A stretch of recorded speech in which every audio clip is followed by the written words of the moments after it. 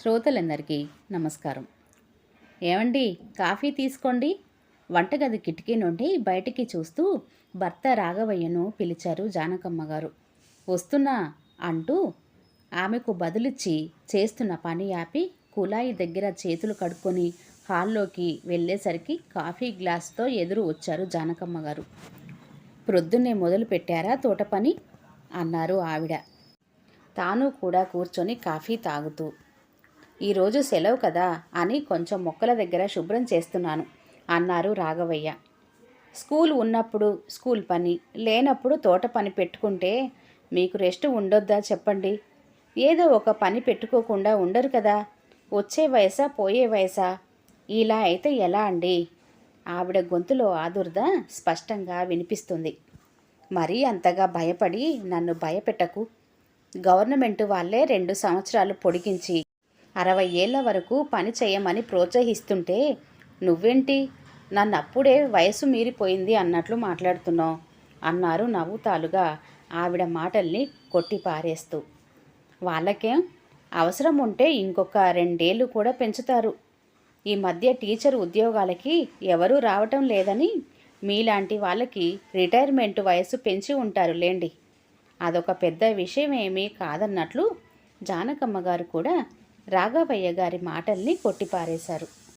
అబ్బో, ఇలాంటి విమర్శలు బాగానే చేస్తారు మీ ఆడాళ్ళు. మెచ్చుకోవటం మాత్రం చేత కాదు కదా. నవ్వుతూనే చురక అంటించారు రాఘవయ్య గారు. రాఘవయ్య గారు విశాఖపట్నం జిల్లాలో ఒక గ్రామంలో టీచర్గా చేస్తున్నారు. ఆయనకి బదిలీ అయినప్పుడల్లా ఆ ఊరి సర్పంచ్ తన పలుకుబడితో ఆ చుట్టుపక్కల ఉన్న ఊర్లకు తప్ప దూరంగా వేయనివ్వరు.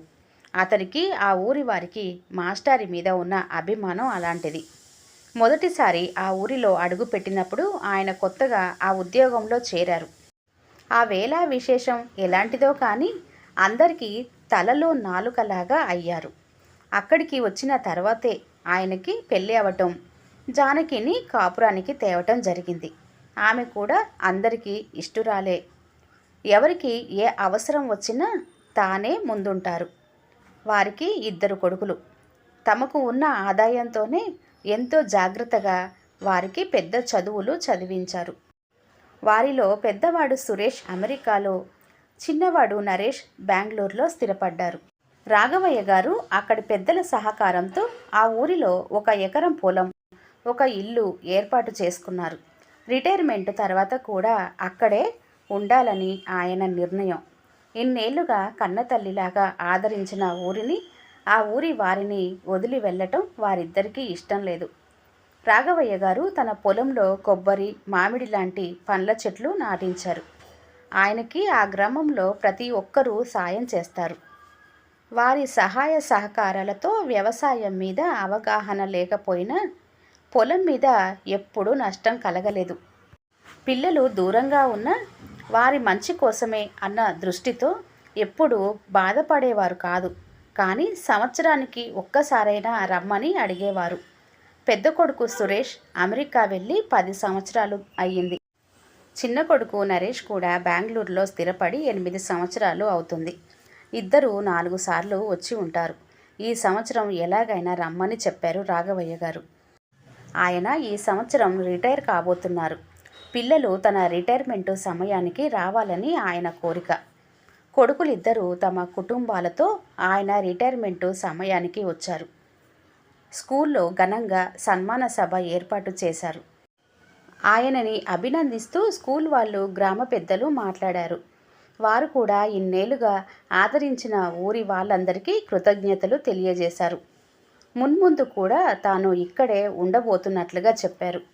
ఊరు వారంతా సంతోషంగా చప్పట్లతో తమ ఆనందాన్ని తెలియజేశారు. ఇంటికి వెళ్ళి తీరుబడిగా కూర్చున్నాక కొడుకులు, కోడళ్ళు వారిద్దరి దగ్గర కూర్చున్నారు. చిన్న కొడుకు నరేష్, నాన్న ఏమిటి, మీరు రిటైర్ అయ్యాక కూడా ఇక్కడే ఉంటారా? ఇంకా ఇక్కడేం చేస్తారు? మా ఇద్దరిలో ఎవరో ఒకరి దగ్గర ఉంటే సరిపోతుంది కదా. ఈ వయసులో ఒక్కరూ ఉండి ఏం కష్టపడతారు అన్నాడు. ఒక్కడివే అంటావేమిట్రా? అమ్మా నేను ఇద్దరం. మా ఇద్దరికి తోడు ఈ ఊరి జనం. ఈరోజు సన్మాన సభలో చూశారుగా అందరూ ఎలా మాట్లాడారో. అయినా ఇంకా మా పనులు మేము చేసుకునే శక్తి ఉంది. ఇప్పటి నుండి మీకెందుకు భారంగా ఉండటం? అదీ కాక ఇక్కడ పొలం ఇల్లు ఉన్నాయిగా, అన్నీ వదిలేసి ఎలా వచ్చేస్తాం అన్నారు రాఘవయ్య గారు. వదిలేసి ఎందుకు, అమ్మేసి రండి. ఏమన్నా, ఏం మాట్లాడవేం? సపోర్ట్ కోసం అన్నట్లు నరేష్ సురేష్ని అడిగాడు. జానకమ్మ గారు కోడళ్ళు నిశ్శబ్దంగా వింటున్నారు. రాఘవయ్య గారు సురేష్ వైపు చూశారు. నేనేం చెప్తాను, అంతా నాన్నగారి ఇష్టం. నాకైతే ఇంకా రిటైర్ అయ్యాక కూడా పొలం పనులు అని కష్టపడే బదులు హాయిగా వచ్చే పెన్షన్తో గడుపుకుంటే సరిపోతుంది అనిపిస్తుంది. ఎందుకు అక్కర్లేని జంజాటం అని. ఆ ఒక్క ఎకరం మీద ఖర్చే తప్ప ఆదాయం ఏముంటుంది? ఇన్నాళ్ళు అంటే వచ్చిన జీతంలో ఖర్చు పెట్టేవారు. కానీ ఇప్పుడు ఎలా? అది ఆలోచించాలి కదా అన్నాడు సురేష్. అయితే నీ ఉద్దేశం పొలం అమ్మేయమనా? సూటిగా అడిగారు రాఘవయ్య గారు. అవును నాన్నగారు. ఇంకా ముసుగులో గుద్దులాట దేనికి? పొలం అమ్మేసి నా వాటా నాకిస్తే నేను అమెరికాలో ఈ మధ్యనే ఇల్లు కొనుక్కున్నాను కదా, కొంచెం హెల్పింగ్గా ఉంటుంది. ఇంకా ఈ ఇల్లు అంటారా? మీ ఇష్టం. వాడన్నట్లు అమ్మేసి వాడి దగ్గరకు వెళ్ళిపోయినా మంచిదే అన్నాడు సురేష్. జానకమ్మ గారి దృష్టి కోడళ్ళ వైపు తిరిగింది. చిన్న కోడలు విజయ కళ్ళల్లో సంతోషం ఆవిడ దృష్టిని దాటిపోలేదు. పెద్ద కోడలు ప్రమిళ కొంచెం ఆలోచనలో ఉన్నట్లు అనిపించింది. సరే, మీ ఉద్దేశాలు మీరు చెప్పారు కదా, మేము ఆలోచించుకోవాలి అన్నారు గంభీరంగా. జానకమ్మ గారు ఏమీ మాట్లాడలేదు, మౌనంగా ఉన్నారు. అప్పటికే సాయంత్రం 5 అవుతూ ఉండడంతో ఆవిడ టీ పెట్టడానికి లేచారు. టీ తాగేసి రాఘవయ్య గారు పొలం వైపు వెళ్ళి వస్తానని వెళ్ళారు. మనవలు వెంట పడడంతో వాళ్ళని కూడా పొలానికి తీసుకొని వెళ్ళారు. ఇంతలో పక్క వీధిలో ఉండే కమలమ్మ వచ్చి పిండి వంట చేయడానికి సహాయం అడగడంతో ఆవిడ బయటికి వెళ్ళిపోయారు. కమలమ్మ ఇంటికి వెళ్ళేసరికి వారింటికి చుట్టాలు వచ్చి ఉండడంతో పిండి వంట పని వాయిదా పడింది.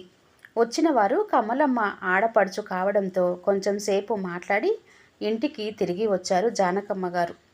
ఇంట్లోకి అడుగు పెట్టబోతుంటే పెద్ద కోడలి మాటలు గట్టిగానే వినిపించాయి. పొలం ఇల్లు రెండూ అమ్మేసి వచ్చిన డబ్బులో సగం వాటా మాత్రమే మాకు వస్తుంది. కానీ వాళ్ళని మీ దగ్గరే పెట్టుకుంటే మామగారి పెన్షన్ డబ్బులతో పాటు వాళ్ళు ఇంట్లో చేసే పని కూడా మీకు కలిసి వస్తుందని కదా మీ ఆశ. అందుకేగా వాళ్ళని అంతగా అన్నీ అమ్మేసి రమ్మని ఒత్తిడి చేసేది అంటుంది కోపంగా. అలా అయితే మీరు తీసుకెళ్ళి పెట్టుకోండి, మేం కాదన్నామా? ఏమండి మాట్లాడరు? దీర్ఘం తీసింది చిన్న కోడలు. మేం తీసుకెళ్ళి ఏం చేయాలి? వాళ్ళు అక్కడ ఉండలేరు. రాను పోను ఖర్చు మోపెడు. మీకంటే అన్ని విధాలా కలిసి వస్తుంది. కానీ మాకేం లాభం? పెద్ద కోడలు. బయట నిల్చొని ఉన్న జానకమ్మ గారికి వాళ్ళ మాటలు వింటుంటే కాళ్ళ కింది భూమి కదిలినట్లు అనిపించింది.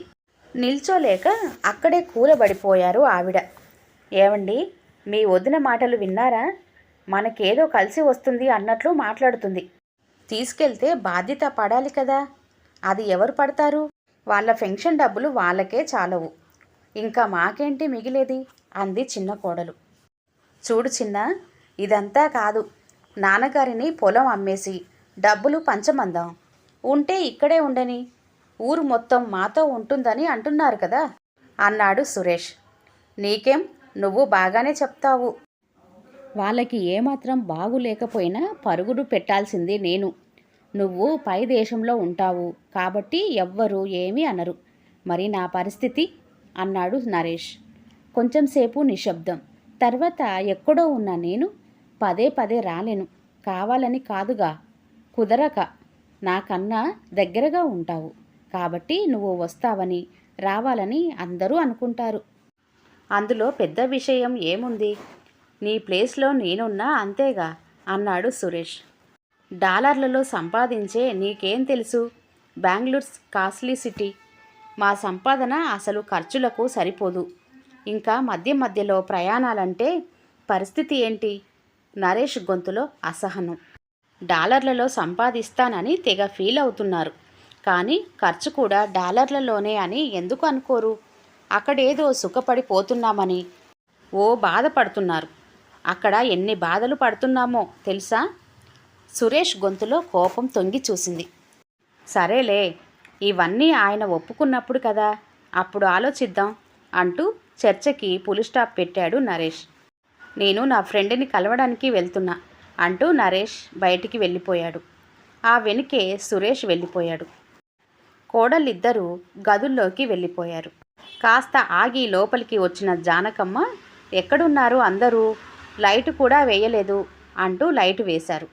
బయటికి వచ్చిన పెద్ద కోడలు, మీ అబ్బాయిలు బయటికి వెళ్ళారండి అని సమాధానం ఇచ్చి మళ్ళీ లోపలికి వెళ్ళిపోయింది.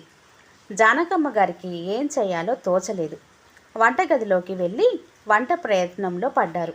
ఇంతలో రాఘవయ్య గారు మనవలు రావడంతో సందడి మొదలైంది. వంట పూర్తి చేసి పిల్లలకు పెడుతుండగా కొడుకులు రావడంతో తండ్రి కొడుకులకు భోజనాలు పెట్టేశారు. కొడుకులు లోపలికి వెళ్తుంటే రాఘవయ్య గారు పిలిచి మర్నాడు అందరూ పొలానికి వెళ్ళడానికి సిద్ధంగా ఉండమని చెప్పారు. తర్వాత ఎవరి గదులకు వాళ్ళు వెళ్ళిపోయారు. జానకమ్మ గారు రాఘవయ్య గారిని కాసేపు తోటలో కూర్చుందాం రండి అని పిలవడంతో ఇద్దరు తోటలోకి వెళ్ళి అక్కడ ఉన్న ఒక బెంచ్ మీద కూర్చున్నారు. చెప్పు జానకి అన్నారు రాఘవయ్య గారు. నేనేం అనలేదే అన్నారు జానకమ్మ గారు. నీ సంగతి నాకు తెలియదా? ఏమైనా మాట్లాడాలంటేనే తోటలోకి రమ్మని పిలుస్తావు అన్నారు నవ్వుతూ. జానకమ్మ గారు కూడా నవ్వేసి, అనుకోకుండా నేను పిల్లలు మాట్లాడుకుంటూ ఉంటే వినటం జరిగిందండి అంటూ వారు మాట్లాడుకున్న విషయాలన్నీ రాఘవయ్య గారికి చెప్పి, పిల్లల మనస్తత్వాల్లో చాలా మార్పు వచ్చిందండి. చిన్నప్పుడు అన్నకు ఏమైనా ఇస్తే తమ్ముడికి ఇవ్వాలని, తమ్ముడికి కొంటే అన్నకు కొనాలని పేచి పెట్టేవారు. ఇప్పుడు ఏంటి ఇలా తయారయ్యారు అన్నారు నీళ్లు నిండిన కళ్ళతో. బాధపడకు జానకి, మార్పు సహజం, కాలంతో పాటు మార్పులు జరుగుతాయి అంటూ రాఘవయ్య గారు ఓదార్పుగా ఆమెను దగ్గరకు తీసుకున్నారు. ఆ మాత్రానికే చల్లగాలి తాకిన మేఘంలా ఆమె కళ్ళు వర్షించసాగాయి. ఊరుకో, నేనున్నాను కదా, నేను చూసుకుంటాను అన్నారు ఆయన మళ్ళీ ఆమెను గుండెలకు హత్తుకుంటూ. ఏమండి, చిన్నప్పుడు వాళ్ళని చూసి అందరూ రామలక్ష్మణులు అనేవారు కదండి. నేను అప్పుడు ఎంతో పొంగిపోయేదాన్ని. ఇప్పుడు వాళ్ళ మాటలు వింటుంటే అసలు అన్నదమ్ములేనా అనిపిస్తుందండి. వీళ్ళు జీవితంలో కలిసిమెలిసి ఉంటారా? మళ్ళీ వీళ్ళను నేను కోరుకున్నట్లు చూడగలనా? మరొకసారి మళ్ళీ ఆమె కన్నిటి సముద్రం అయింది. జాను, నా మాట మీద నమ్మకం ఉంది కదా, బాధపడకు, నేను చూసుకుంటాను. నువ్వు భయపడ్డట్టు ఏం జరగదు. పద పడుకుందాం, చాలా రాత్రైంది అంటూ ఆమెని లోపలికి తీసుకెళ్లారు రాఘవయ్య గారు. మర్నాడు ఉదయం అందరూ పొలానికి వెళ్ళారు. పిల్లలు ఆనందంగా పరుగులు పెడుతున్నారు. మామిడి తోటలో చల్లగా ఉంటుంది అని వాటి మధ్య చాపలు వేయించారు. పనివాడు వచ్చి అందరికీ కొబ్బరి బోండాలు ఇచ్చాడు. మామిడి తోటను చూపిస్తూ రాఘవయ్య గారు, ఈ తోట వేసినప్పుడు మా చిన్నాకి 8 ఏళ్ళు, సురేష్కి 10 ఏళ్ళు ఉంటాయి అన్నారు. అవును నాన్నగారు, నాకు బాగా గుర్తుంది. తోటలో మొక్కలు వేసినప్పుడు మేం మీతోనే ఉన్నాం కదరా అన్న అన్నాడు నరేష్ ఉత్సాహంగా. అవును, ముందు 2 రోజులు ఏవో కొలతలు కొలిచి దూరంగా మార్కింగ్ చేయించి తర్వాత మామిడి మొక్కలు పాతించారు అన్నాడు సురేష్ ఆనాటి విషయాలు గుర్తు చేసుకుంటూ. ఓహో, అయితే ఆ విషయాలు మీకు ఇంకా గుర్తున్నాయన్నమాట. అయితే మీరు చిన్నప్పుడు ఎలా ఉండేవారో, ఎలా ఆడుకునేవారో, ఎక్కడ ఆడుకునేవారో అన్నీ పిల్లలకి చూపించండి, సరదా పడతారు అన్నారు రాఘవయ్య గారు. పిల్లలు వారిద్దరి చుట్టూ చేరారు. పిల్లల చేతులు పట్టుకొని పరిగెడుతూ వాళ్ళిద్దరూ ఎలా ఎంజాయ్ చేశారో వాళ్ళకి ప్రత్యక్షంగా అరుస్తూ ఆడుతూ పాడుతూ చూపించారు. పిల్లలతో పాటు పెద్దలు కూడా ఎంతో ఆనందాన్ని వ్యక్తం చేశారు. సురేష్ నరేష్లకు తమ చిన్ననాటి విషయాలు గుర్తుకు వచ్చాయి. ఒకరినొకరు ఎంతో అభిమానంగా చూసుకున్నారు. నరేష్ కొడుకు వినయ్, డాడ్, ఇన్నాళ్ళు ఎంత ఎంజాయ్మెంట్ మిస్ అయ్యాం కదా, మీకే హ్యాపీ, చిన్నప్పుడు పెద్దనాన్నతో బాగా ఎంజాయ్ చేశారు అన్నాడు బుంగమూతి పెడుతూ. సురేష్ కొడుకు దీపక్, అవును బ్రో, వీళ్ళిద్దరూ బాగా ఎంజాయ్ చేసి మనల్ని ఎంజాయ్ చేయనివ్వలేదు. నీకో సిస్టర్, నాకో సిస్టర్, వాళ్ళతో ఏం ఆడతాం? ఈ 4 డేస్ బాగా ఎంజాయ్ చేశాం కదా, ఇంకా ఎవ్రీ ఇయర్ ఇక్కడికి రావాలి, ఎంజాయ్ చేయాలి అంతే, నా మాటే శాసనం అన్నట్లు అంటూ ఉంటే అందరూ నవ్వులే నవ్వులు. వారిని చూసి జానకమ్మ కళ్ళల్లో నీళ్లు తిరిగాయి. రాఘవయ్య గారు, బాబు నరేష్, నువ్వు ఇందాక నీ చిన్నప్పుడు మొక్కలు నాటే ముందు మార్కింగ్ చేసి దూరంగా మొక్కలు నాటించానని గుర్తు చేశావు కదా, దానికి కారణం ఏమిటో తెలుసా? మొక్కల వేళ్ళు అడుగు భాగంలో బాగా విస్తరిస్తాయి. ఒక చెట్టు ఎదుగుదల మరో చెట్టుకి ఆటంకం కాకుండా జాగ్రత్త తీసుకోవడానికి అలా చేస్తారు. కానీ చెట్లు ఎదిగాక కొమ్మలు దగ్గరగా వచ్చి నీడని ఇస్తున్నాయి చూసారా అన్నారు. మరి మనుషులు ఎందుకు తాతగారు చిన్నప్పుడు కలిసి పెరిగి పెద్దయ్యాక దూరం అవుతారు? సురేష్ కొడుకు దీపక్ ప్రశ్న విని అందరూ ఉలిక్కిపడ్డారు. ఇతరులకు ఇవ్వటం కోసం చెట్లు కాస్తాయి, నదులు ప్రవహిస్తాయి, గొప్పవారు ఇతరులకు సహాయం చేయటం కోసం పుడతారు. కానీ మామూలు మనుషులు ఎవరి గురించి వాళ్ళే ఆలోచిస్తారు. అందుకనే చిన్నప్పుడు కలిసి పెరిగిన వాళ్ళు కూడా పెద్దయ్యాక దూరం అవుతారు బాబు అన్నారు రాఘవయ్య గారు. సురేష్, నరేష్ ఒక్కసారిగా తండ్రి దగ్గరకు వచ్చి, క్షమించండి నాన్నగారు, మిమ్మల్ని చాలా బాధ పెట్టాం, ఇంకా మీరు చెప్పినట్లు నడుచుకుంటాం అని ఆయన చేతులు పట్టుకున్నారు. అంతేకాదు, దీపు అన్నట్లు ప్రతి సంవత్సరం వస్తాం, వీలైనంత త్వరలో మన దేశానికి తిరిగి రావడానికి ప్రయత్నిస్తాను. అతని మాటలు విన్న నరేష్ సంతోషంతో సురేష్ని పైకి లేపాడు. పిల్లలంతా చప్పట్లు కొట్టారు. కోడళ్ళిద్దరూ జానకమ్మ దగ్గర చేరి, క్షమించండి అత్తయ్య, మీకు బాధ కలిగించాం అన్నారు. ఆమె వారిద్దరిని ప్రేమగా దగ్గరకు తీసుకున్నారు. రాఘవయ్య గారు జానకమ్మ గారి వైపు చిరునవ్వుతో చూసేసరికి ఆమె కూడా చిరునవ్వులు చిందించారు. ఈ కథ ఇంతటితో సమాప్తం అండి. కథ కనుక నచ్చినట్లయితే లైక్ చేయండి, షేర్ చేయండి. అలాగే మరిన్ని మంచి కథల కోసం ఛానల్ని సబ్స్క్రైబ్ చేసుకోండి. మరొక మంచి కథతో మళ్ళీ కలుద్దాం. అంతవరకు సెలవు, నమస్తే. అలాగే కొత్తవారు కనుక మన ఛానల్ని ఫస్ట్ టైం కనుక చూస్తున్నట్లయితే దయచేసి సబ్స్క్రైబ్ చేసుకోండి. Thank you.